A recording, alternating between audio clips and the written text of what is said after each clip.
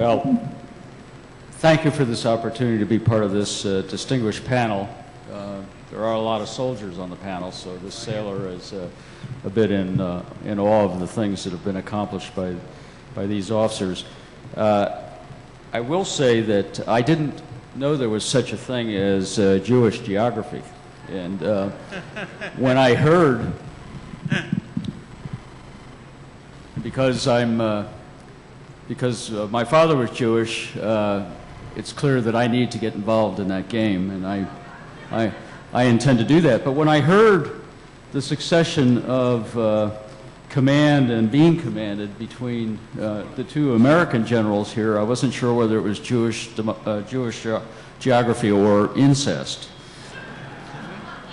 Now, Shoshana has given me a difficult task. Instead of coming up with some new ideas to add to the conversation, she's asked me to sort of summarize for you the kinds of things that have been said here, and I think there are some common threads throughout.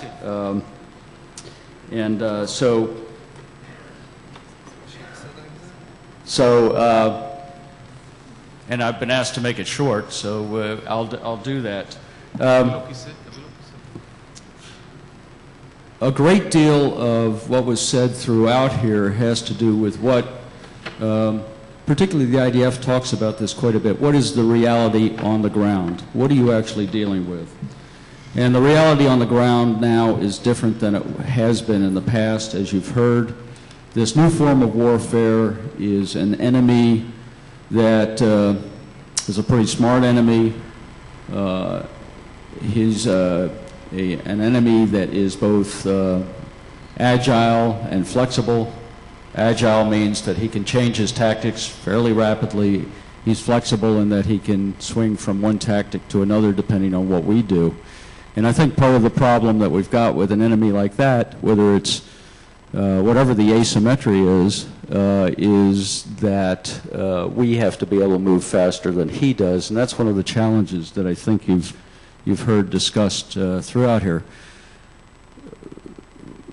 In the 90s, the United States military talked about asymmetry as essentially the difference between a large military and a small military, and how they would have to go about fighting each other. If you're a small military going up against the United States, you don't want to have a tank war. We'll beat you in a tank war. You want to do things like terrorism and these kinds of events that create problems for the large guy.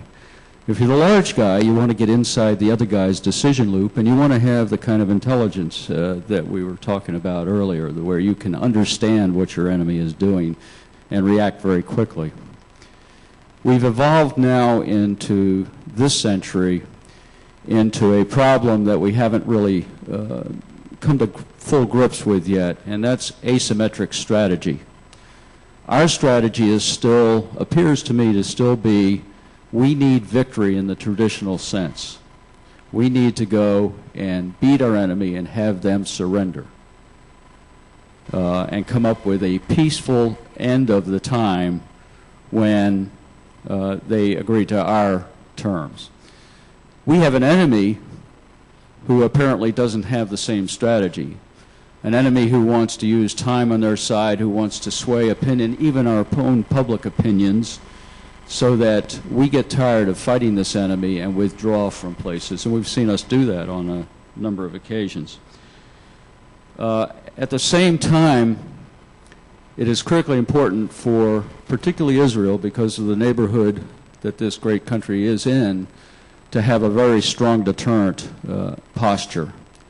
And so a lot of what goes into the dealing with this enemy, whatever the strategy is making sure that there's always a strong deterrent posture. And I would say, based on critical analysis that we've done, that a lot of what happened in Gaza was the result of Lebanon, and therefore needed to reestablish the primacy of IDF and its ability to do what it needs to do.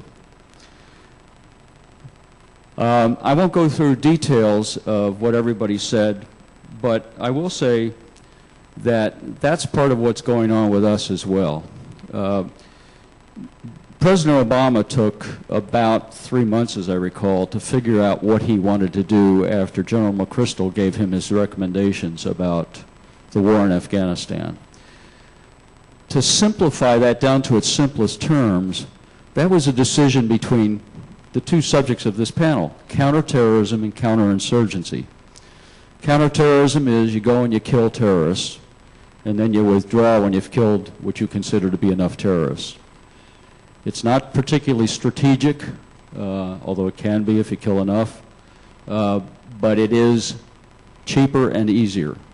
Counterinsurgency is going and setting the conditions for a long-term place where terrorists don't come back. And that was the basic decision that he faced in Afghanistan, and as you know, the decision he took was to go the counterinsurgency route. And if you've been watching the news recently, you've watched the operation that is going on right now in the southern part of Afghanistan. That's the first test of the new strategy. And what comes out of this will be very important to whether we're going to prevail or not. And I can tell you the news is very good. I think what I'll do now to give us some time for questions and answers instead of going through more details of what this is about is I'll say a great deal of the issue gets back to this asymmetry I'm talking about, and it's what is victory? And I would like to suggest, these are my ideas, but I would like to suggest that Israel and the United States have two definitions of victory. They're very close, but they're slightly different. I would say that for Israel, victory, and I'm going to pick this up and read it so I don't get it wrong. Victory for Israel is that Israel now and in the distant future continues to flourish as a vital, robust, Jewish democratic state, and if that happens, you win. For the United States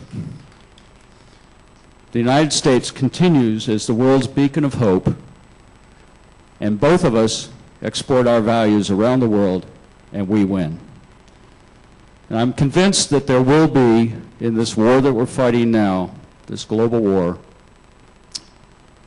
there will be more pain. Some of it could be quite heavy pain, but I am convinced that these two countries will prevail. Thank you.